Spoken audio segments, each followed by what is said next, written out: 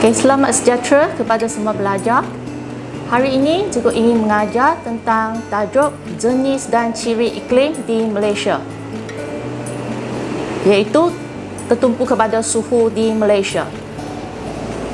Apakah maksud iklim? Iklim merupakan berata suhu, hujan, tekanan udara dan angin sesuatu tempat selama 30 tahun. Dunia kita dibahagikan kepada 3 zon iklim, iaitu zon sejuk, zon sederhana dan zon panas. Malaysia merupakan sebuah negara yang berada di zon panas. Di benua Asia, terdapat 3 jenis iklim dalam zon panas, iaitu iklim gurun panas, iklim monsun tropika dan iklim khatulistiwa.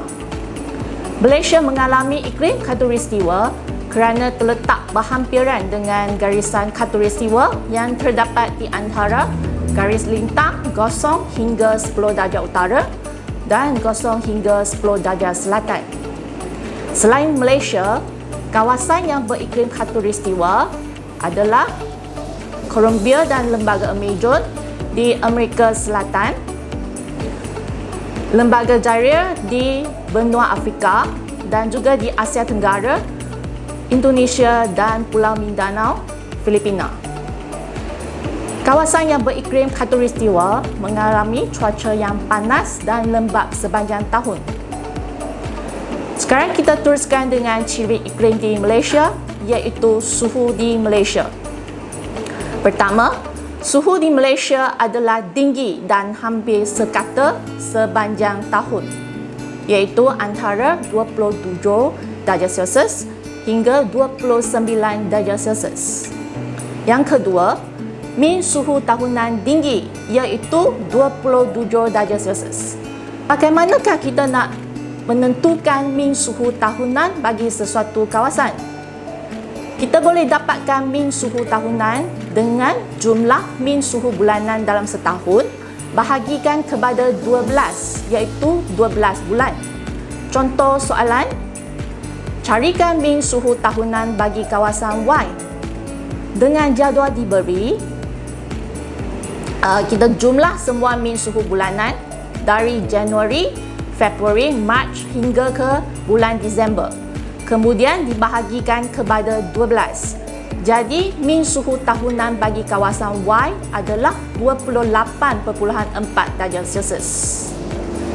Yang ketiga, julat suhu tahunan adalah kecil, iaitu 1 hingga 3 darjah Celsius sahaja. So, cara untuk mengira julat suhu tahunan iaitu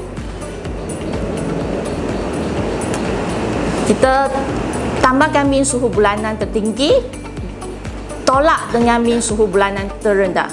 Okey, contoh soalan. Cari julat suhu tahunan bagi kawasan Y. Dengan maklumat yang diberi, min suhu bulanan tertinggi pada Oktober iaitu 31 darjah Celsius. So kita tolak dengan min suhu bulanan yang terendah pada Disember iaitu 26 darjah Celsius. So jawapannya adalah 4 darjah Celsius. Keempat, julat suhu tahunan, julat suhu harian besar iaitu 5 hingga 10 darjah Celsius bagi stesen berhampiran dengan pantai. Manakala bagi kawasan pedalaman, julat suhu harian adalah 8 hingga 12 darjah Celsius. Cara mengirakan julat suhu harian iaitu kita ambil perbezaan antara maksimum harian suhu tolak dengan suhu minimum harian. Okey, mengikut maklumat diberi, suhu maksimum harian ialah 32 darjah Celsius, iaitu pada pukul 12 tengah hari. Kemudian suhu minimum harian ialah 24 darjah Celsius, iaitu pada pukul 2 pagi. So, julat suhu bagi kawasan Y adalah 8 darjah Celsius. So, marilah kita imbas kembali ketiga-tiga cara untuk mengira suhu. So, ingatkan ketiga-tiga formula ini.